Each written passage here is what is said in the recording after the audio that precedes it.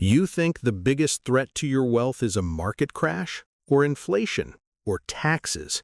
You are wrong. The biggest threat to your wealth is looking in the mirror.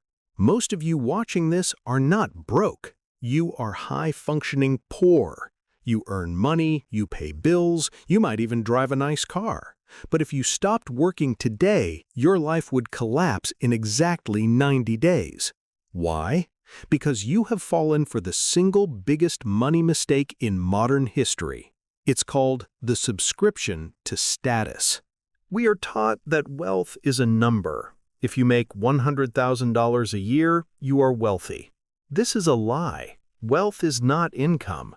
Wealth is the gap between your ego and your reality. Morgan Housel, in The Psychology of Money, describes a phenomenon called the man-in-the-car paradox. You see a guy in a Ferrari and you think he is rich, but the data suggests that the only thing you know for sure is that he has $300,000 less than he did before he bought the car. Today, we are going to dissect your finances like a crime scene. We are going to find where you are bleeding, and we are going to stop it. The mistake is not buying coffee. Stop listening to financial gurus who tell you to save $3 on a latte. That is irrelevant math. The mistake is structural fixed costs. You have built a life that requires 95% of your energy just to maintain. You have locked yourself into recurring payments, cars, housing, subscriptions, premium services that drain your future before you even earn it. You don't own your lifestyle. Your lifestyle owns you. Let's look at a real-world example. We will call this household the Millers. This is based on an aggregate of middle-class financial data from 2024. The Millers are a couple. They are educated. They work hard. Combined annual income, $120,000. Monthly take-home pay after tax, roughly $7,200. On paper, they are doing great. In reality, they are drowning. Let's look at the invisible leak. Here is where the money goes. Watch closely because this likely looks like your bank statement. Housing, $2,800. Mortgage, taxes, insurance. This is high but standard. Cars, this is the killer. 2 car payments, 1 SUV, 1 sedan. Total lease payments, $1,100 per month, plus insurance and gas, $400. Total transport cost, $1,500 per month. Food, not groceries, convenience, Uber Eats, dining out, drinks, $1,200 per month. Subscriptions and services, Netflix, gyms you don't use, cloud storage, Spotify, Amazon Prime, $300 per month. The I Deserve It Fund, random shopping, clothes, gadgets, $800 per month. Let's do the math. Income, $7,200. Expenses, $6,600. Surplus, $600. That is a margin of safety of 8%. One medical emergency, one layoff, one bad transmission in that expensive car, and they are bankrupt. The Millers believe they have an income problem. They think if they just made $150,000, they would be fine. No, they wouldn't, because if they made more, they would just buy a bigger car. This is Parkinson's law. Expenses always rise to meet income, unless you intervene. Why do intelligent people make stupid financial decisions? It's biological. When you buy a luxury item or sign a lease for an apartment you can barely afford, your brain releases dopamine. It feels like success. But wealth, real wealth, is serotonin.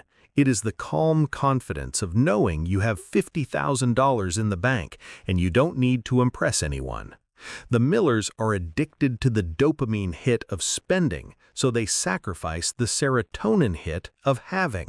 There is a difference between being rich and being wealthy. Rich is current income. It's the flash. It's the shoes. It's the lease. Wealth is hidden. It's income not spent. It's options. It's freedom. The mistake you are making is using money to buy status instead of using money to buy time. Every time you finance a car, you are financing your own slavery. You are agreeing to work for the next 5 years just to pay for the metal box you drive to work in. Let's go back to that $1,500 a month car expense. If the Millers drove paid-off, reliable used cars and invested that $1,500 instead, in 10 years, at an average 8% return, they wouldn't just have savings, they would have $274,000. In 20 years, $880,000. That expensive car didn't cost them $1,500 a month, it cost them almost $1 million of their future freedom. Was the leather seat worth $1 million? Enough theory. How do we fix this? You need to perform a zero-based audit on your life. Tonight, print out your last 3 months of bank statements. Take a red pen. Circle every single recurring cost, every subscription, every lease, every membership. Ask yourself one question. Is this expense building my future, or is it just comforting my present? Step 1. Ruthlessly cut the recurring costs. If you aren't using the gym, cancel it. If you have 4 streaming services, keep 1. Step 2. The big wins. If your car payment is more than 10% of your take-home pay, sell the car. I am serious. Sell it. Buy a cheap, reliable vehicle with cash.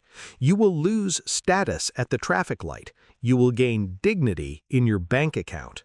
Once you cut the fat, you don't let that money sit there. You treat your savings like a bill. The moment your paycheck hits, 20% should disappear into an investment account automatically. You don't spend what is left after saving. You save what is left after spending. Flip the equation. The new reality. The goal of this channel is not to make you feel good. It is to wake you up. The world wants you to be a consumer. The algorithm wants you to buy. Your friends want you to conform. Resist. True power is looking at a luxury item you can afford and choosing not to buy it because you prefer the freedom of the money instead. That is the level we are aiming for. If you are ready to stop bleeding and start building, subscribe. Class dismissed.